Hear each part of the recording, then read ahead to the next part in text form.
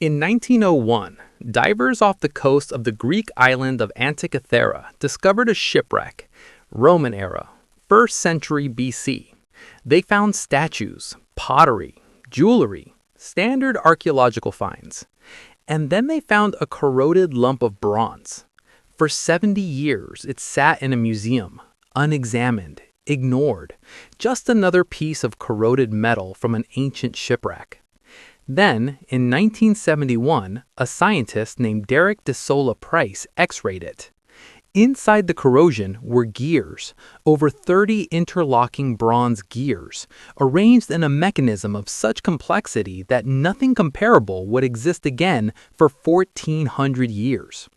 It was an astronomical computer, built around 100 BC. It predicted eclipses, tracked planetary positions, calculated the timing of the Olympic Games.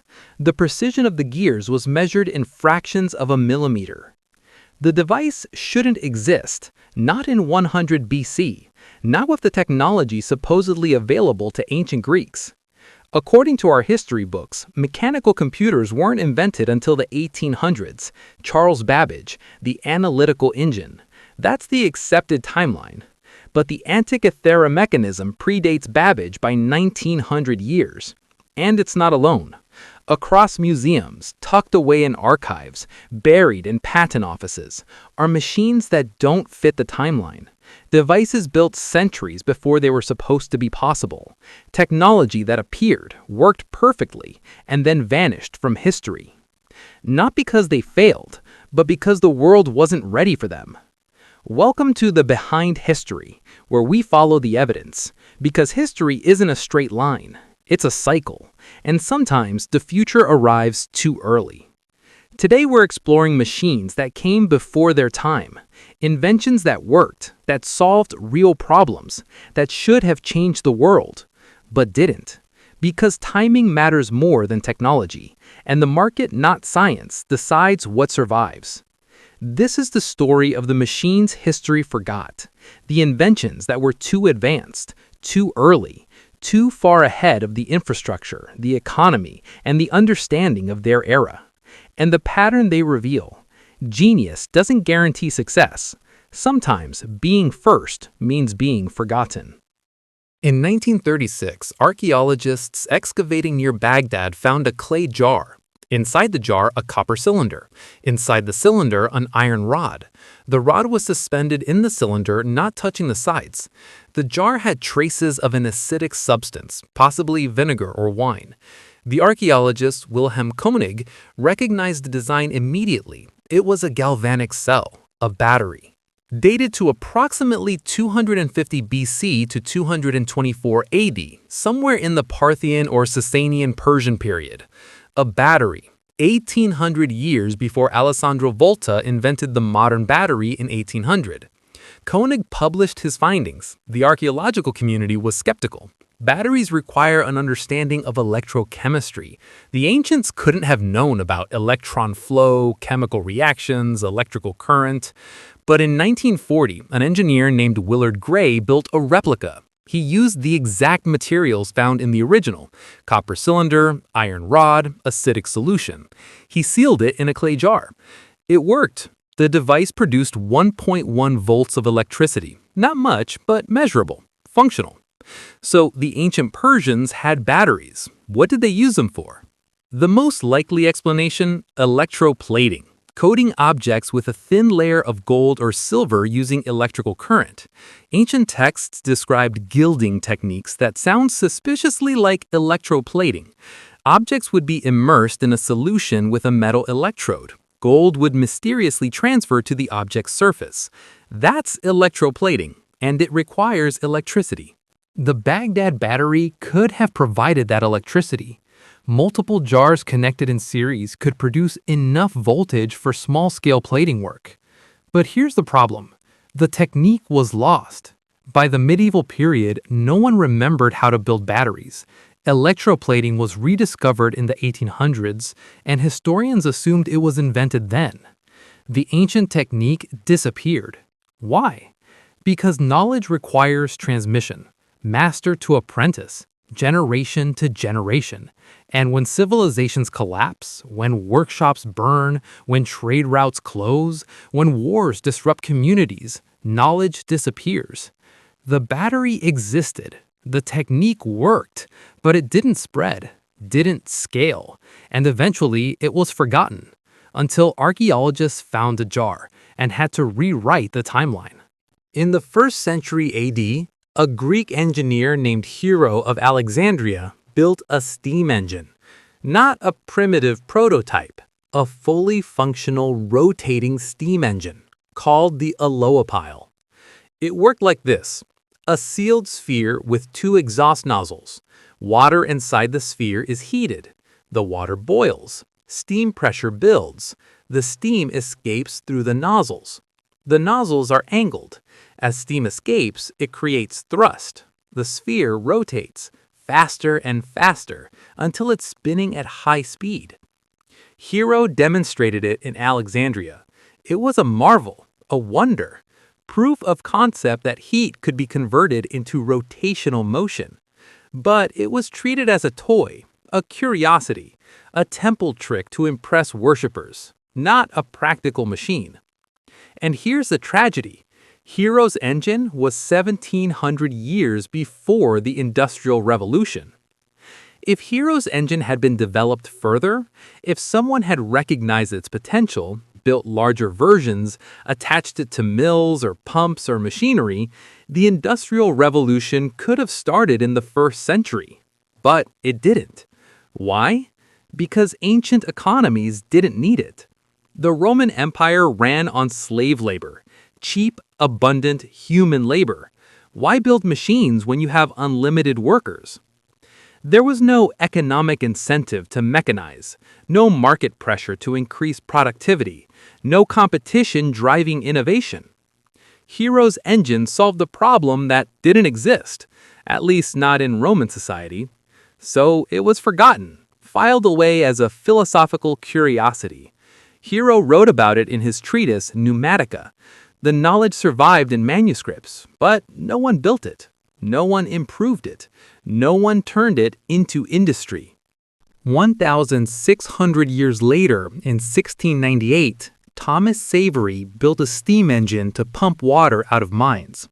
The design was different, but the principle was identical: heat, steam, pressure, motion. Savery is credited as the inventor of the steam engine, but he wasn't. Hero of Alexandria was. Savery just built it when the world was ready. Because by 1698, Europe had a problem: flooded mines. Coal mining was booming, but the deeper you dig, the more water seeps in. Manual pumps couldn't keep up. The economic pressure was enormous. Entire mines were abandoned because of flooding. Savery's engine solved that problem. It was adopted, improved by Thomas Newcomen, perfected by James Watt, and it launched the Industrial Revolution. But Hero had the technology 1,700 years earlier.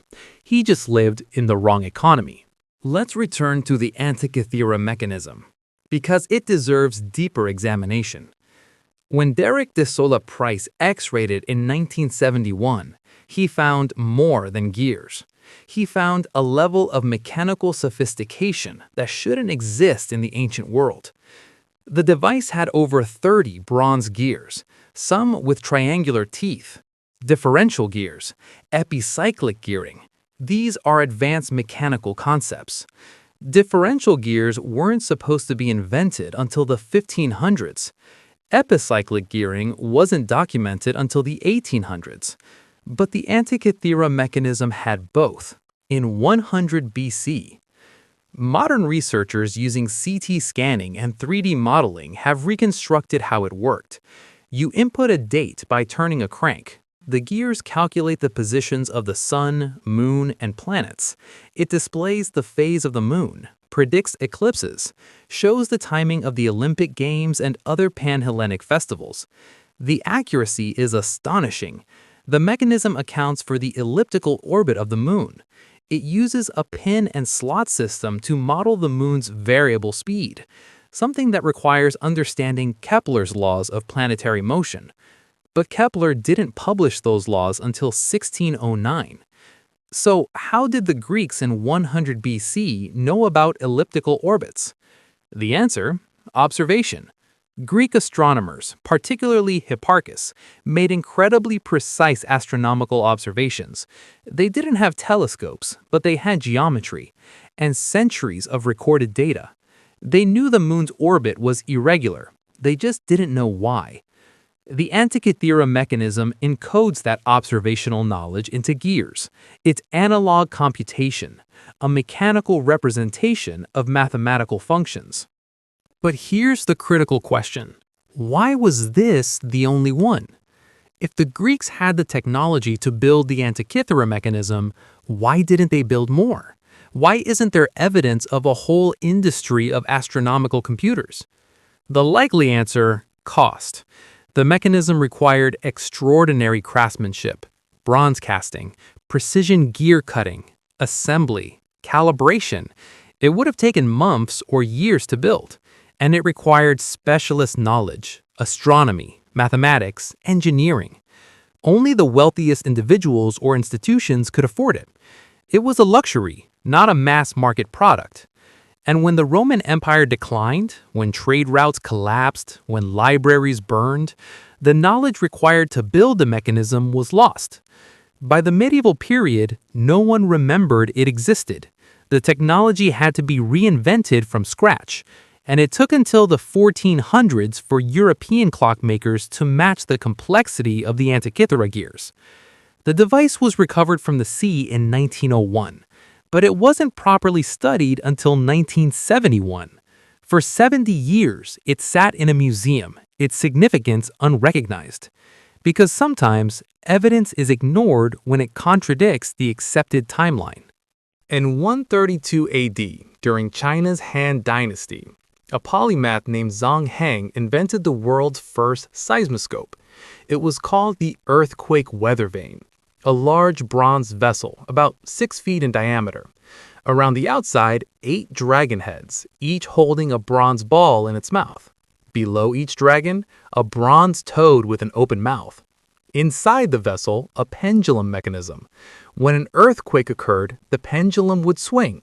The mechanism would release one of the balls. The ball would fall into the toad's mouth below, making a loud sound and indicating the direction of the earthquake. It worked. Historical records document its success. In 138 AD, the device detected an earthquake that occurred hundreds of miles away. The court was skeptical. No one in the capital had felt anything. But days later, messengers arrived reporting a major earthquake in the west. The seismoscope had been correct. But here's what's remarkable. The device didn't just detect earthquakes. It indicated direction. That requires understanding wave propagation. Seismic waves travel through the Earth. The pendulum responds to the initial wave direction. That's sophisticated geophysics. Modern seismographs weren't invented until 1880 by John Milne in Japan. That's 1,748 years after Zhang Heng. But Zhang Heng's device was lost. The original was destroyed. The knowledge of how to build it disappeared. Why? Because Zhang Heng's seismoscope, like Hero's engine, solved a problem that wasn't economically pressing. Yes, earthquakes are devastating, but in 132 AD, there was nothing you could do about them. Early warning didn't help if you had no buildings that could withstand earthquakes, no evacuation plans, no infrastructure. The device was impressive, but not useful enough to justify widespread adoption. It remained a curiosity, a marvel in the imperial court, not a practical tool. By the medieval period, the technique was forgotten. When modern scientists tried to reconstruct it based on historical descriptions, they struggled. The mechanism isn't described in detail. Zhang Heng's writings don't survive. Only in 2005 did Chinese researchers successfully build a working replica based on historical texts and modern engineering principles. It worked, but the original technique still lost. In 1206, a Muslim engineer named Ismail el-Jazari published The Book of Knowledge of Ingenious Mechanical Devices. It's one of the most important engineering texts in history, and almost no one knows about it. El-Jazari lived in the Artukid dynasty in what's now southeastern Turkey. He was chief engineer, and he built machines that wouldn't be matched in Europe for 600 years. His book describes 100 devices: clocks, fountains, water pumps, automata, robots. Yes, robots in 1206. One of his most famous inventions, a humanoid automaton, a mechanical servant that could serve drinks. It was powered by water. A hidden reservoir would fill and empty, driving levers and gears. The automaton would walk forward, bend down, and offer a cup to the guest. But here's the extraordinary part. It was programmable. You could change the automaton's behavior by rearranging pegs on a wooden cylinder. Different peg arrangements created different movement sequences. That's the same principle as a music box, or a Jacquard loom, or a player piano, or fundamentally a computer. You encode instructions mechanically. The machine reads the instructions and executes them. El-Jazari invented programmable machines in 1206.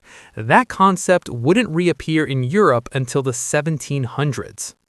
He also invented the crankshaft, a fundamental component of every engine, the device that converts rotational motion into linear motion, or vice versa. It's in your car, your lawnmower, every internal combustion engine. El-Jazari's crankshaft was used in water pumps, powered by water wheels, efficient, reliable, described in detail in his book. But the knowledge didn't spread. Why? Because by the 1300s, the Islamic Golden Age was ending. The Mongol invasions devastated the region. Libraries burned, cities were destroyed, scholars fled or died. El-Jazari's books survived. Copies made it to Europe, but they weren't translated into Latin until much later. And by the time European engineers started building similar machines, they didn't know about El-Jazari. They thought they were inventing the techniques themselves. The crankshaft was reinvented in Europe in the 1400s. Automata were reinvented in the 1700s. Programmable machines in the 1800s. But El-Jazari had done it all 500 to 600 years earlier. His machines weren't primitive, they were sophisticated, elegant. Some modern engineers who've studied his designs say they're better than early European equivalents. But he lived in the wrong place at the wrong time, and his knowledge was lost. In 1493, Leonardo da Vinci drew a sketch, a machine with a helical screw on top, powered by men turning cranks. The screw would spin, and Leonardo believed it would lift the machine into the air. He called it the aerial screw. We call it a helicopter. The design wouldn't work, not as drawn. The materials were too heavy, the power source too weak. But the principle was correct: rotational lift, aerodynamic force generated by a spinning blade. Leonardo understood the principle 450 years before the first successful helicopter flew in 1939. But Leonardo didn't just sketch it. He tested concepts. His notebooks describe experiments with wing shapes, airflow, lift. He built models, tried different configurations. He didn't succeed in building a working helicopter, but he understood the physics. He knew it was possible. Why didn't he build it? Because the technology didn't exist. Lightweight materials, powerful engines, precision manufacturing. None of those existed in 1493. Leonardo was brilliant, but he was limited by his era. His aerial screw design was forgotten, buried in his notebooks. Those notebooks weren't published until the 1800s. By then, engineers were independently developing similar ideas. The tragedy: if Leonardo's notebooks had been published in the 1500s, aviation might have advanced 300 years earlier. Engineers would have had a blueprint, a starting point. But the notebooks stayed private, scattered, lost. Some weren't rediscovered until the 20th century. Leonardo wasn't alone. His notebooks contained designs for submarines, parachutes, tanks, machine guns, robots. Most wouldn't be built until the 19th or 20th centuries. He was a man 400 years ahead of his time, and because of that, most of his work was irrelevant to his contemporaries. So, what's the pattern? Every one of these machines had something in common. They worked. They were technically functional. The engineering was sound. But they failed. Not mechanically, economically. Hero steam engine. No market. The Roman economy ran on slaves. The Baghdad battery. Niche application. Electroplating was useful but not essential. The Antikythera mechanism. Too expensive. Only the rich could afford it. Zhang Heng's seismoscope. Impressive but not actionable. Early warning without prevention. Al-Jazari's automata. Luxury goods, not practical tools. Leonardo's helicopter. Technologically impossible with available materials. The lesson? Technology doesn't drive adoption. Economics does. A machine can be brilliant, ingenious, revolutionary, but if there's no market, no infrastructure, no economic pressure to adopt it, it dies. The steam engine succeeded in 1700s England because mines were flooding. The economic cost of flooding was enormous. The engine solved a critical problem, so it was adopted, improved, scaled. But in 100 AD Rome, there was no flooding crisis, no economic pressure, so Hero's engine remained a toy. The same pattern repeats throughout history. The fax machine was invented in 1843. It didn't become common until the 1980s. Why? Because in 1843, there were no telephone networks, no infrastructure to transmit the signal. The technology was ready, the world wasn't. The Antikythera mechanism, the Baghdad battery, Al-Jazari's robots, they were fax machines in 1843. Too early. The world wasn't ready. And when the world was ready, centuries later, they'd been forgotten. The knowledge was lost, and humanity had to reinvent them. That's the cost of being early. You're forgotten, erased from history, until archaeologists find your machine and realize you were right. You were just early. History is written by the survivors, the machines that succeeded, the inventions that spread, the technologies that fit their era. But history forgets the machines that came too early, the inventions that worked but didn't spread, the genius that arrived before the world was ready to use it. The Antikythera mechanism wasn't a failure. It was a masterpiece, but it was built in the wrong century. Hero's steam engine wasn't primitive. It was revolutionary, but the economy didn't need it. Al-Jazari's robots weren't fantasy, they were functional, but the knowledge didn't survive. These weren't myths, they were real. We have the artifacts, the descriptions, the replicas that work, but they were forgotten, erased from the timeline, because they didn't fit the narrative, the story of steady, linear progress, primitive past to advanced present. But progress isn't linear, it's jagged, cyclical, full of false starts and dead ends and rediscoveries. Civilizations rise, invent, achieve, then collapse, and the knowledge is lost. The next civilization starts over, reinvents, believes they're the first, but they're not. They're rediscovering, repeating, walking the same path previous civilizations walked. The machines prove it.